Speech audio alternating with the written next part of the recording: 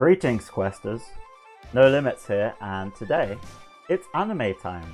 So I don't normally release two videos in the same weekend, but I really wanted to talk about the first episode of Dai no Daiboken, aka Dai's Dai Adventure, Big Adventure, while it's still fresh in my mind.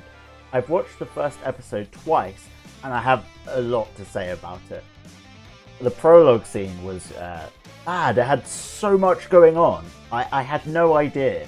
The key scene that really stuck out to me was the man holding who I think was his dead wife, renouncing humans and creating a big explosion and then flying away. I had no idea what was going on there. It ruled. And then Dai, as a baby, drifts to the shore in a boat alone and is found by monsters. Is the man at the beginning his father? Did he abandon him, or was he lost and father didn't know? We're going to find out. Heck of a way to start a show. It was full of action and all sorts of things happening. There was a lot to unpack in that opening scene, but it did a great job of just throwing you into the unknown, casting you into the world of the series, and I'm all for it. Then we're presented with a very 90s sounding indie anime opening. I can see myself learning the lyrics pretty quickly. The opening gives me a very early Hunter x Hunter vibe. You know, before the series got too edgy. I'm looking at you, Chimera and Arc. Atsumi Kanezaki did a great job with Dai's voice. It sounded really similar to Gon's voice in Hunter x Hunter. Again, I'm going to mention Hunter x Hunter. I found Dai's voice a little grating in the original anime, so this is a very welcome change. Dai's grandfather, Brass, is a very caring but slightly overbearing parent. His insistence that Dai learns magic instead of aiming to become a hero feels like a parent encouraging their science and math-hating child to study STEM subjects instead of chasing their dreams early. I also love how Dai pursues his dreams anyway, and Brass will help when necessary. Also, Gome-chan was so cute. I really want Square Enix to release a plushie of Gome-chan. That's not to say I don't appreciate you, Desmond. You're great, but I want a Gome-chan too. I got some early Pokemon vibes with the monsters. They had a real retro charm and they were just coming to life. They were very cute and colourful with great sound effects and voices. They were rotoscoped and they used CGI, and I'm not really a fan of that in anime usually, but it added a retro charm which worked really well for Dragon Quest. It really felt like how the monsters move in Dragon Quest X, and I like that a lot.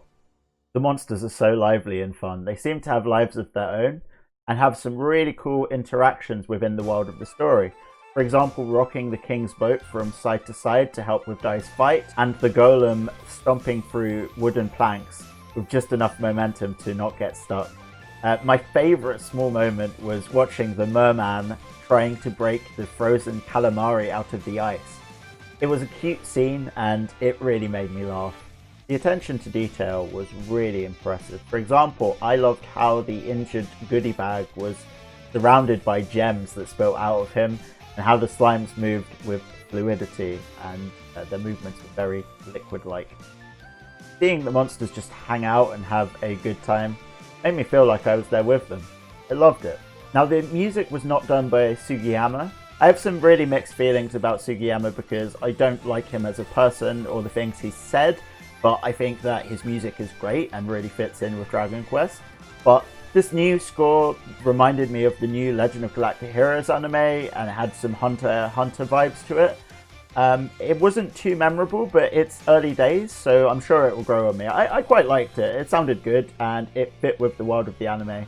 I'm really glad, though, that they removed that scene from the first episode of the old anime. You know the one I'm talking about. The really weird scene with some strange implications to it. I'm just glad they removed that one. I enjoyed the bright colour scheme and everything was very shiny. Again, I'll mention that so much attention to detail was put into the movement and the small details, so the animation felt very exciting. The part where the golem threw the soldier overboard was hilarious, and something cool happened every few seconds. The facial expressions for the fake heroes were hilarious, and the fights felt to the point and very dynamic. The way magic is used in World is consistent with the newer Dragon Quest games too. The magic had a lot of weight to it and impact, and I like how the physical act of casting magic was well animated. The effects weren't bad either, they worked really well for the magic. Speaking of things that had weight and impact, I loved the King Slime. Again, very well animated, had a very cute expression, and I love how the King Slime is drawn. The ending song was a jam. Again, very 90s anime sounding like the opening.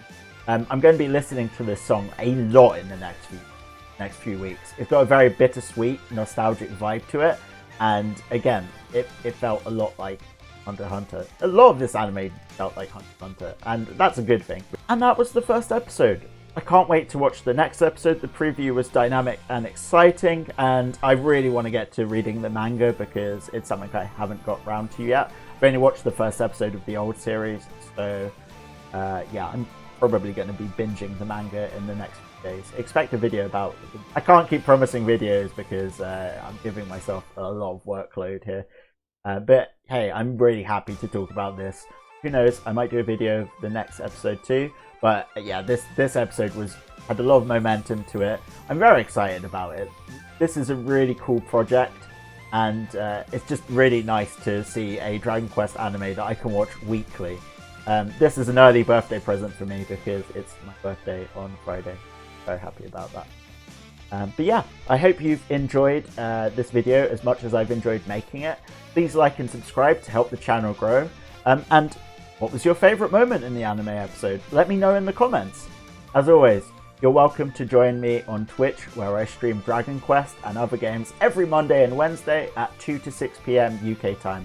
Thanks and happy questing, and thank you for sticking around and watching my videos so far. I've been having a lot of fun making them, and while I'm still growing and still a small YouTube channel, my grandma said she really liked my videos, and my parents do, so that's made me really happy. So yeah, I'm going to keep it up and look forward to a review of Dragon Quest Tact that's going to drop in the next few days. I want to try and finish it before my birthday so I can have the weekend off. Again, thanks and happy questing.